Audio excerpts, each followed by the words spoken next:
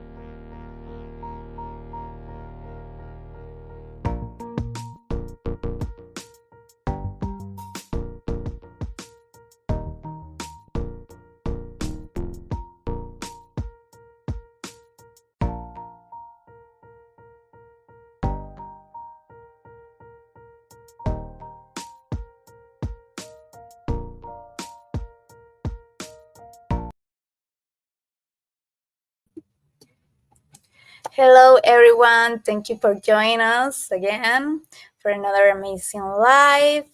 Here's Omar, the CEO of Mind Software. Welcome, Omar.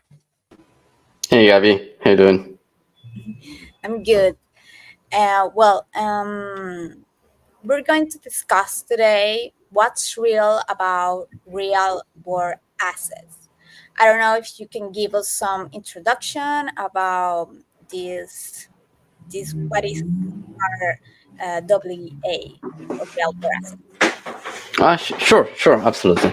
In fact, the title, I think it's trying to challenge why we try so hard for putting names for stuff that already exists, right? So, um, in short, a real world asset is is something that has an existence in the physical world, and we can talk about what that means, what means physical world or physical asset.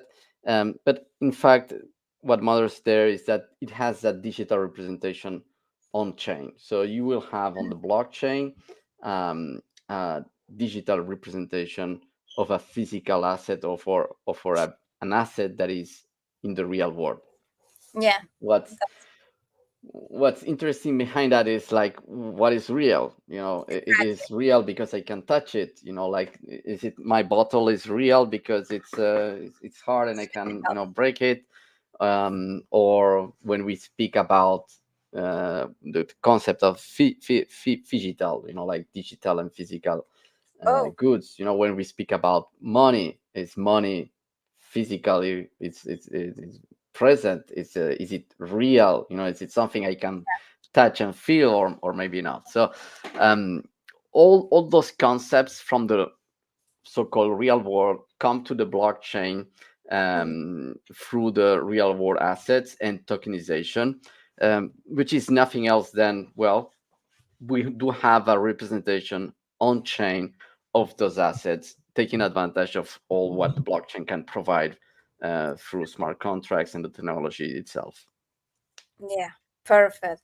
I think Chainlink is one of the main actors in that subject, and they were promoting this term. I don't know if you want to talk us about a little bit about then what's real about real world assets. Well, and that's the thing. That's the thing. We I think from the blockchain community, we are always trying to find ways of promoting, explaining, teaching about the technology, and sometimes we find it so hard that we think that putting some names makes it easier. But at the end, I don't think that's the way. And this is something that already exists, because the token concept is there and on the blockchain since a long time now, between ERC20 standard, ERC 721, and many ERC standards we have on the Ethereum network for token, fungible tokens, non-fungible tokens. But that's the thing. There are so many hard names to remember. What's fungible, what's not fungible, what's an NFT, what's stable coins. So Hmm. all those are assets that we have, that they have some physical representation, on the blockchain, or digital representation of a physical asset.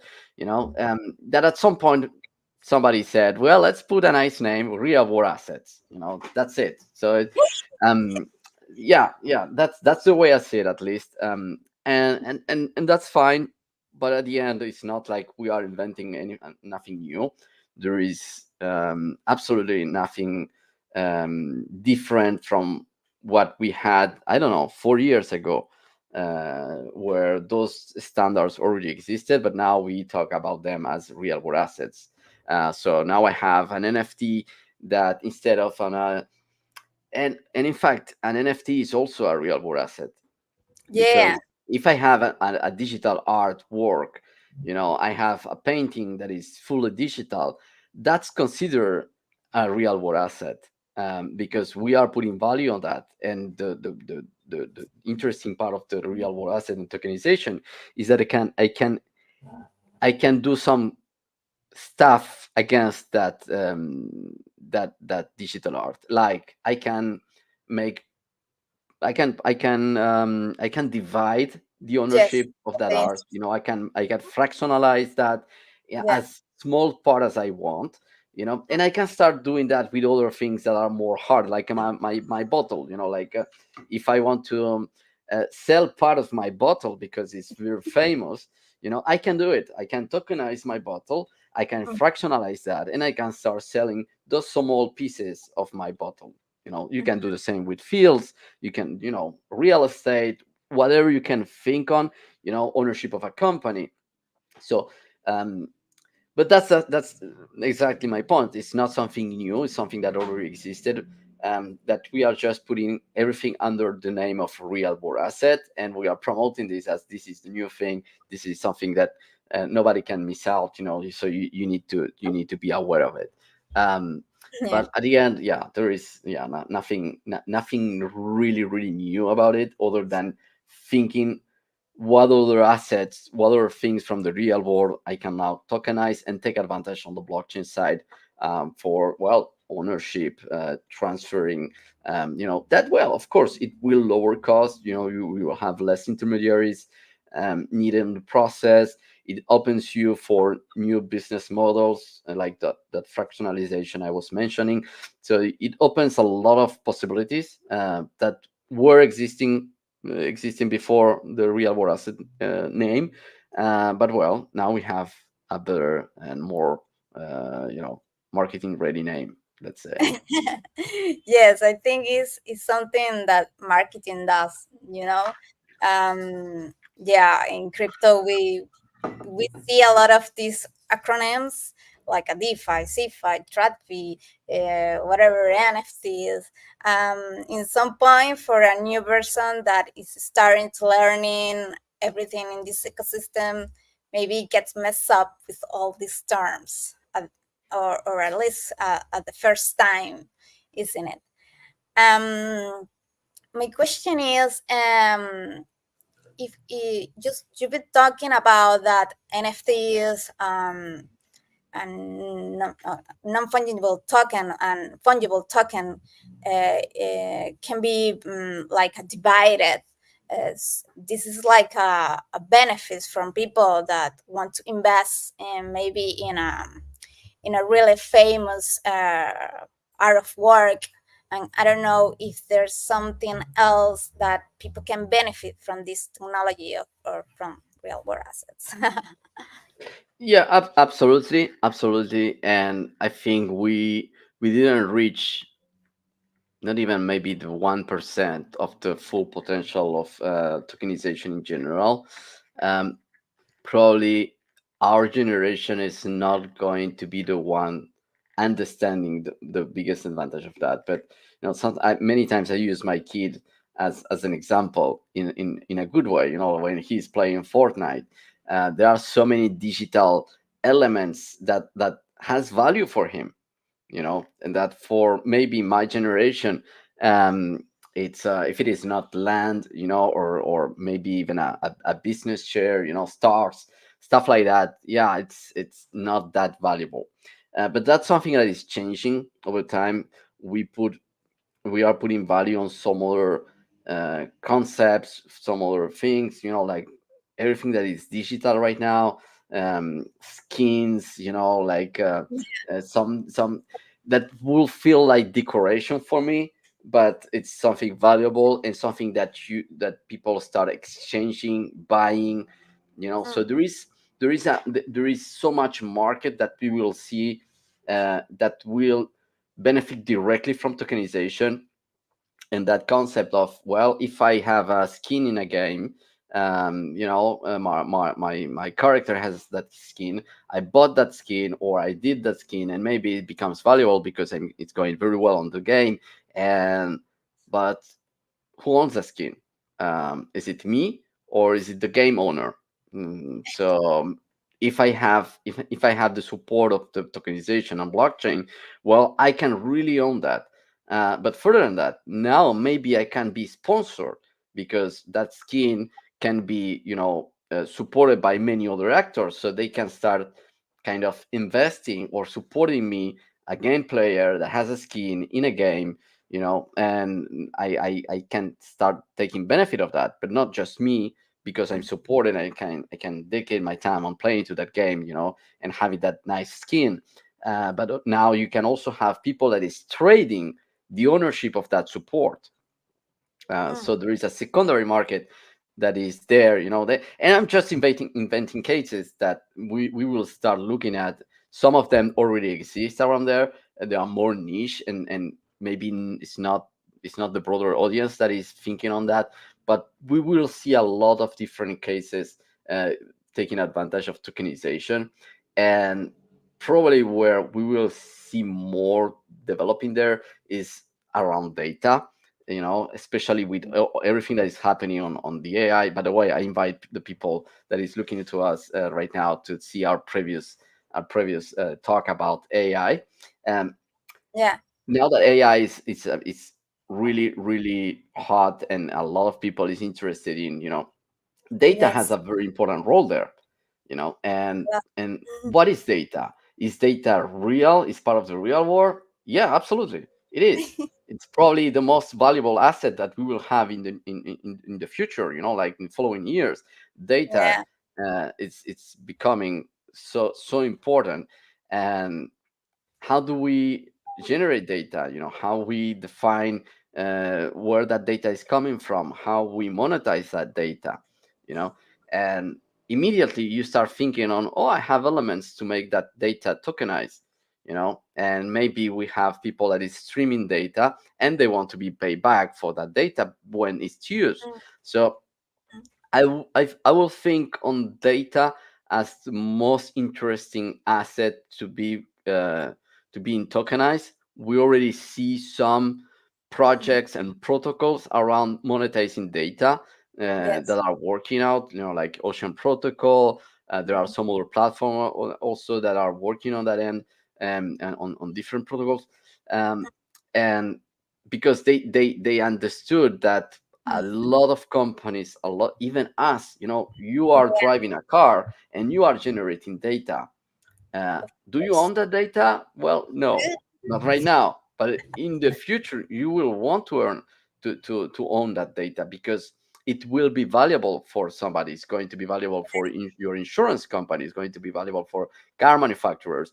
um, a lot of people will take benefit of that data, and it's fair to have the right ownership, and you can only do that through tokenization, on the blockchain. You were talking Perfect. about that, the fractionalization, and that goes into the same route, like Yeah. you can you will and I think this is a big win for small investors and people that want to participate. They are, you know that they don't want any kind of barrier to participate on some business within the regulations. But well, in any case, now you have the option and the opportunity to participate in different ways. You want to participate in a project, that is tokenizing, through a specific token, whatever. You can participate buying that token. If there is an NFT, there was one cool project I participated. Mm. It was about building art, in a collaborative way. So Oh, you had a nice. kind of a canvas, and you had pixels you could use into that canvas, and I think and I depending. used it too in some kind of. I One of the NFTs I have there printed, they are from that project. I think this Ah, one and the dog that is there.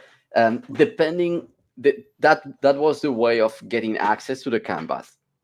mm. But once you have access, Mm. you were able to participate by painting. It's like you have a big wall and you can start spraying, making some graffitis or whatever you want, depending on your participation at the end, because somebody can just go and paint it on top of your art.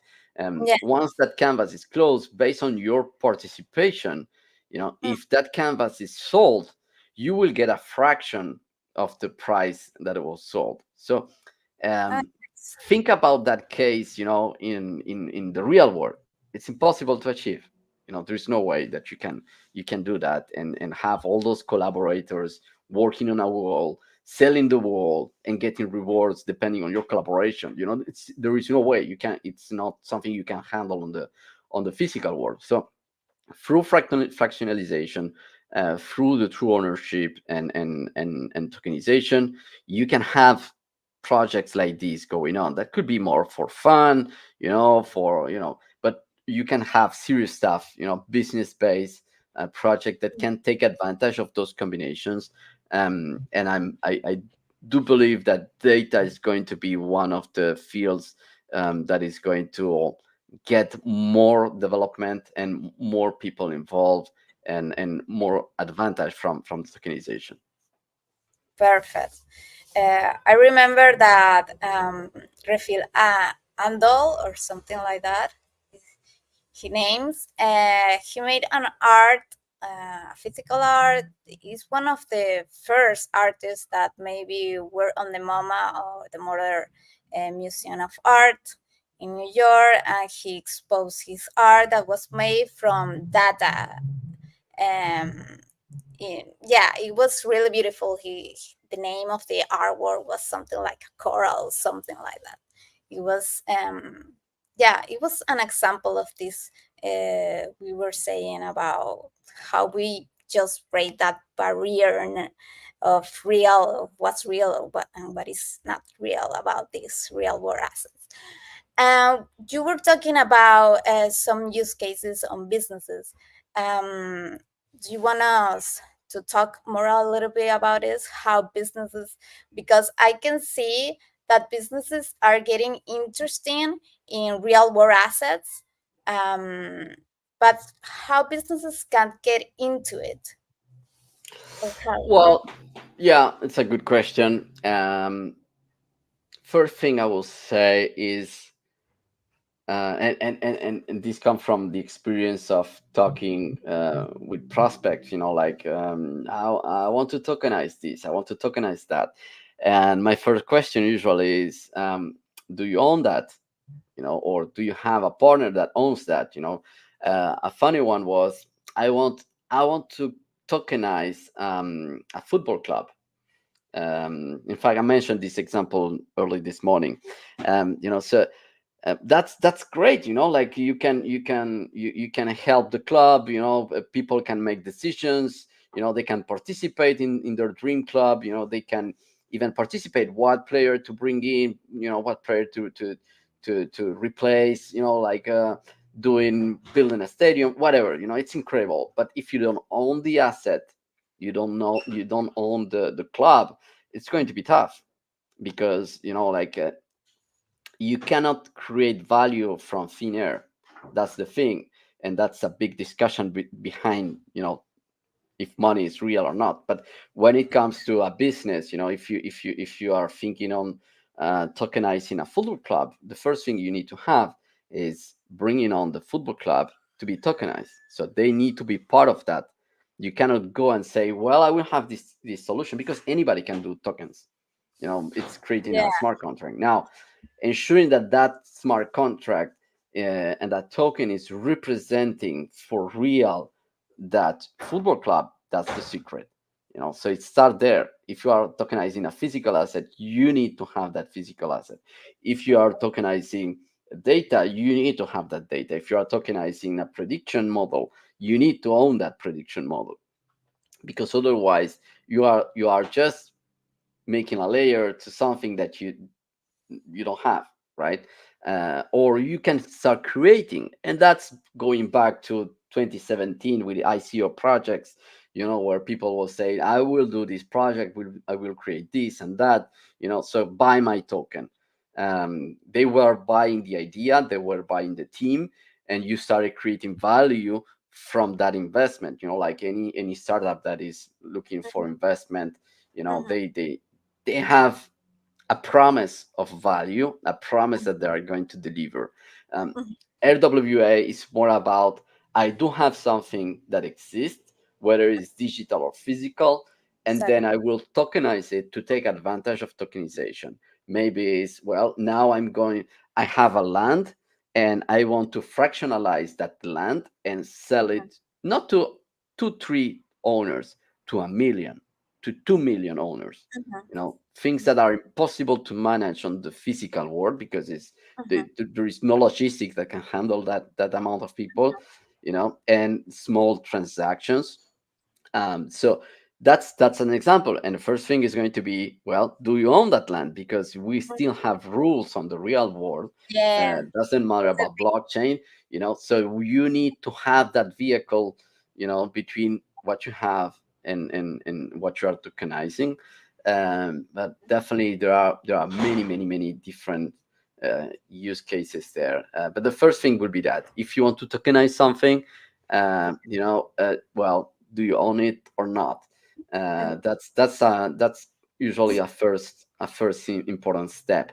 If you don't own it, well, what's the plan for owning it? Like it's something that you will um, arrange with the physical owner. Like you will integrate him. Then we can start. We can keep the discussion open.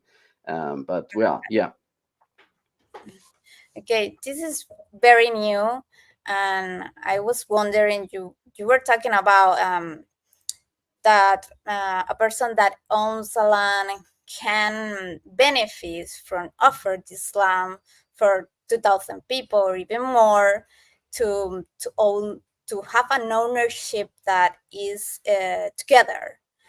Um, but what else do we need that to to break that bridge between real world and this digital world that is offering blockchain? Because you were saying in real world we still have to laws, we need to register the property and all the things and all that things. How we can bridge together those works? How Yeah, uh, can that's a share challenge. ownership in real world with thousands of millions of people? I It's think very it's going to difficult. be, yeah, yeah, yeah. It's a good question. It's going to be a transition. Um, right now, the way it's been managed is, if I want to tokenize something such as a land, probably I'm going to create a company that is going to own that land and is going to divide, the shares. Probably there will be law related people, looking at this and saying this is crazy. But that's what I saw from experience so far. Um, Good. Even today we were discussing about a DAO project that it's golf related. It started as a golf club, that is being owned by many members through a DAO. So they all have an NFT that allows them to participate and to have ownership of that club. And they bought land for building a golf course. Um, so how they did that on the real world? Well, they created an LLC that bought the land, and they are playing by the rules, Mm, ensuring that it goes well with what they are offering. So if you have 3,000 owners, there are some restrictions you need to fulfill. There are, yeah, but at some point that's going to transition into, well, we will have a blockchain based system for managing land ownership. We will have a blockchain based system or connected to that for managing how we create companies. But it's going to be step by step. It's going to be integrated step by step. It's not going to be overnight. mm, Um, of at all. course. That's for sure, because you have Mhm. notaries, you have lawyers, you have uh, and every country is different. So Yeah, it's that's. it's not that easy, and Mhm, it's fair to think it will go step by step, mhm. as a natural transition, while you are looking at the benefits, understanding that, well, maybe paper is not something so good to have over time. It might be slow, like Yeah. money. Like, who use money today? Like, who use Oh, paper money? Nobody. We don't see the money anymore. It's a card, it's a plastic. and we exchange that. So mm, we that's something that took benefit from the digitalization in general.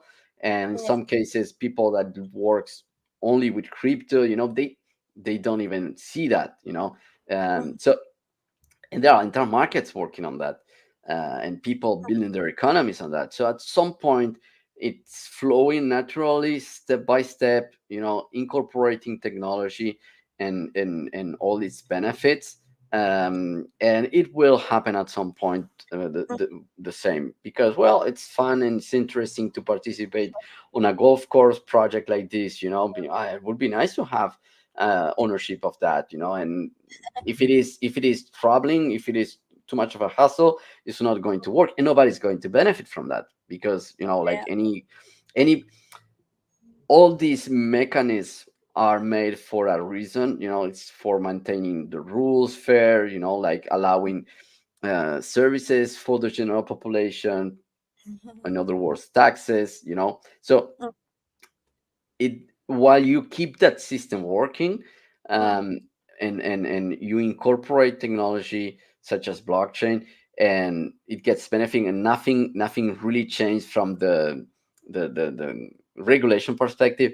It will work. okay. The, what usually happens is, and this is something I saw over the years on more um, Okay. maximalist thinking on the blockchain field, I would say, um, is that, well, governance are not fun, like everything should be decentralized, and that's perfect. Yeah, that's Mm, awesome, until you break a leg and you need to go to hospital, and you need a system, and you need to have, the country where you are living, you need the police, whatever you need, that it's not that easy to think on a decentralized system to support it, you mm, know well, that's when you think on, oh, that's why I pay taxes, that's why I have a government, that's why, mm, we have all that we sometimes think that is not necessary. mhm, If you have a bunch of money, you can pay your security, you can pay your health insurance, you can manage all of that, but that's not humanity, like it's not of it's not that easy, and not everybody is on that place. So yeah, sometimes those two views of the world hit each other, they collide a little bit, and yeah, it's natural. People mm, from technology, they want everything to be technologically efficient, let's say, so paper is bad. But on the other side, we have things that needs to go slower, because, well, not everybody is on the same line, not everybody is technical, so yeah, we need to think on that process also. yeah, of course. I want to remember if anybody have some questions, you can send out your questions in the comments. Uh, we're almost about to finish. I only have one question. Um, I was wondering how small businesses that wants to take advantages about real world assets come to a software factory or come to an in-mine software with a project based on this technology. What would you advise them? Well, same question than before. If you want to tokenize something, like, do you have it? How near to that thing are Mm, you? If it is a business you are going to create, that will be relying on or needs tokenization, understanding that it will really add value to it, and there are many opportunities. We are working right now with a company that is on the sport betting, like with AI and stuff like that. So they have a token behind it.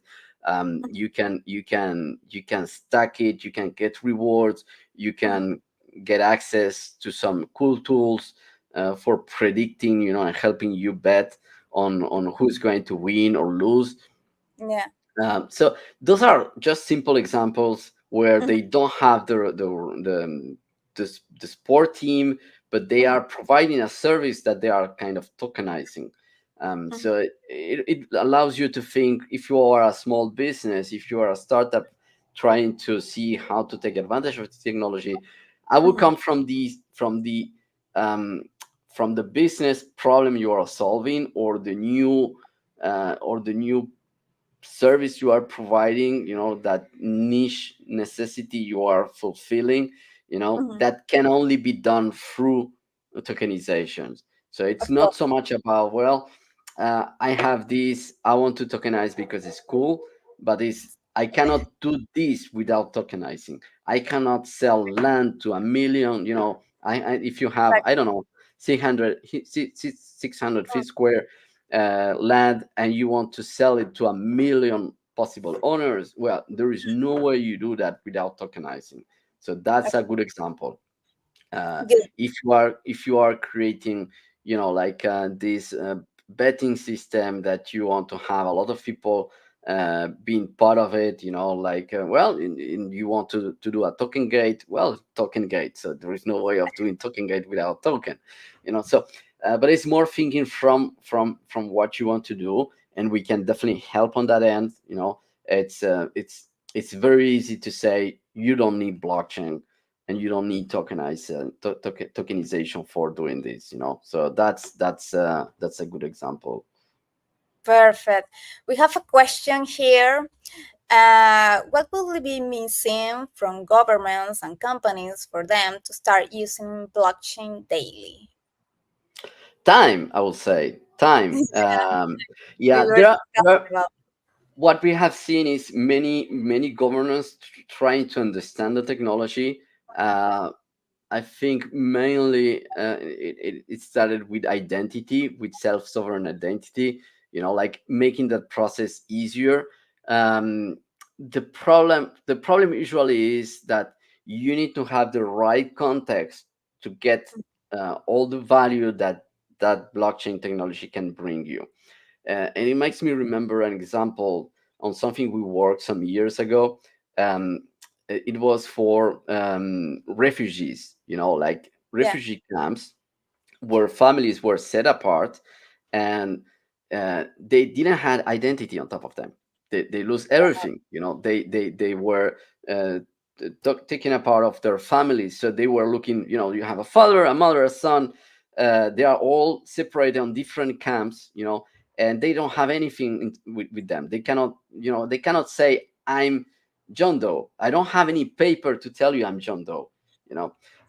So how do you, where you don't have a government that will be the responsible for issuing an identity, how you will provide him an identity? And that's a perfect scenario for blockchain. you know um, Mhm. the Yeah.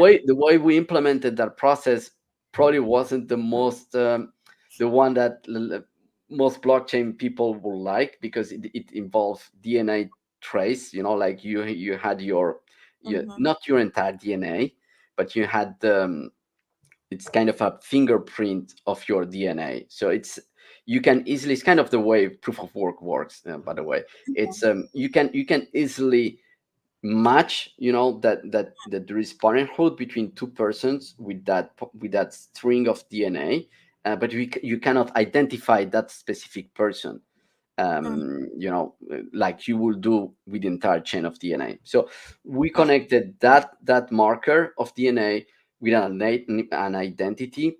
So if you are in a refugee camp, you are looking for your family. You can kind of have that DNA and your ID, and then you can start looking for your family and stuff. So it's like in a place where there is no government ID. There is nobody issuing your identity. You can be your own identity, you know Exactly. and you can use it. You can tell, here, this is who I am, this is my name, these are my relatives, and you don't need any paper on top of you. But of course, you need some warranties on how that is stored, who can access that, and that's also a place where blockchain helps, because not everybody can access that information, not Yeah. everybody can input that information.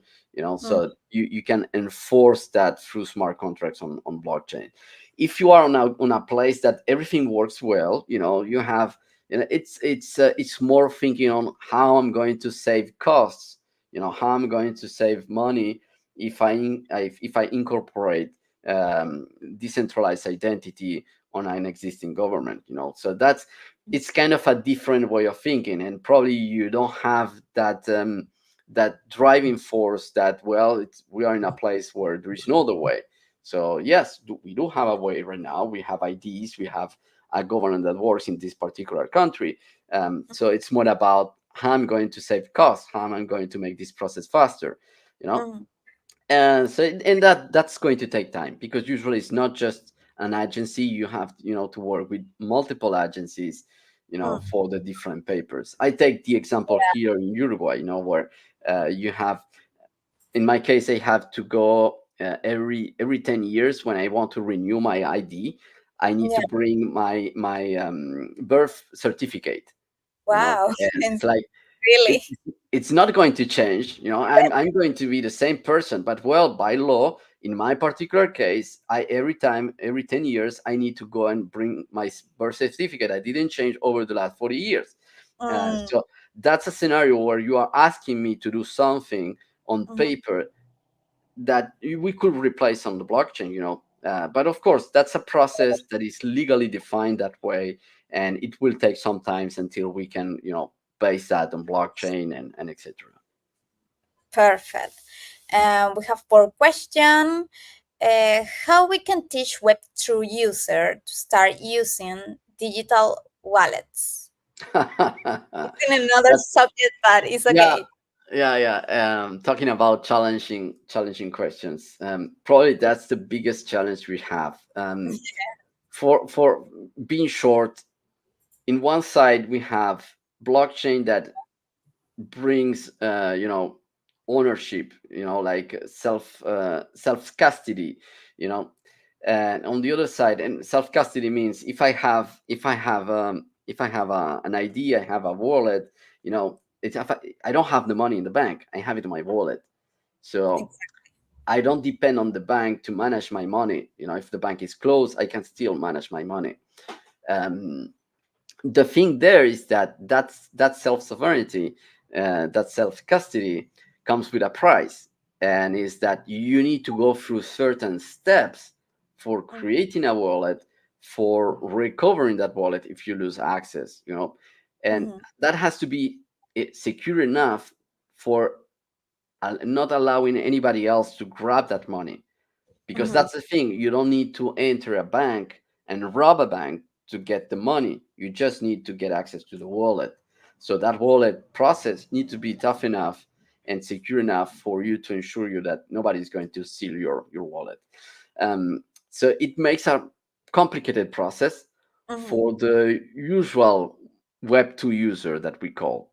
Mhm. So if I ask my mom, to create a Web3 wallet, it's going to be a painful process, because she is used to, create user, email, password. That's it. That's the only thing I need to go to my bank account online. Mhm. For creating my wallet, oh, I need 24 seed phrase. I need to sign transactions. I need to do a lot of crazy stuff. Write stuff on a paper, and that's painful. But that's the price you pay when you want to be self sovereign and have self custody. Yeah. The real deal is trying to be in between. If you really need to have self sovereignty, well, full Web3. Like, there is no other way. If you can work with, giving away some of that, well, you have steps in between, and we are working hard of making that bridge easier. Yeah. But it's more about providing the options, it's, and it happens the same thing on the Web2 world. If you are doing bank transactions, if that transaction is slower, I don't know, than $1,000, well, you don't need nothing special. You just sign the transaction with your password. Mhm. If you are over 100K, well, you will probably need to do a pin transaction with some other, with a secondary factor of authentication, or some other device, and so on. So it's not like it's always easy on the Web2. It's more Mhm. that you have a balance that is already established, depending on the importance of the different transactions. So you may have on Web3, you may have a wallet that is very easy, and maybe is non it's not a non-custodial wallet, or depends the case. And you go to the extreme that you have a custodial wallet, it's yours, you manage it, because you have all your savings, you have life savings there, and you want to be sure that nobody can touch it, so well, you take, even you break. I remember, this guy, the name, Andreas Antonopoulos, saying that he had Yeah. specific instructions, about, what if something bad happens to him. He had divided his wallet seed phrases, over different places and different people, so it was impossible for a single person to grab that, and take control back. So yeah, crazy stuff that you need to think on the full Web3 world. Yeah. Of course, like an oracles on the Harry Potter world. Yeah. Okay, that's a good one. Um, I just wanted to add that crypto is just transitioning to facilitate this onboarding to new user that doesn't know anything about Web3 with a CAM abstraction. But we're transitioning to that. We don't have it right Yeah. now. Yeah. Yeah, and that's a good point, and that shows the effort. And again, we need to balance that effort, of making it easier for users to onboard. And I think we are going into the right direction. Um, but again, it's about providing options. It's Totally. good to make it easier for the user.